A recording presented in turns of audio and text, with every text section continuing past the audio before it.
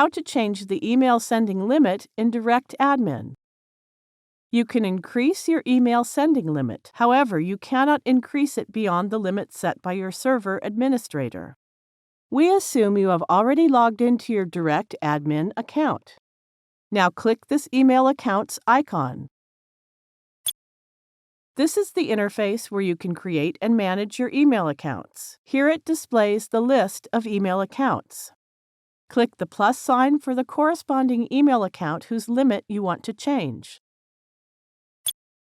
Then click the Change Limits option. Now enter the desired quantity in Send Limit input box and click the Save button. Success! The email sending limit has been changed. Now you know how to change the email sending limit.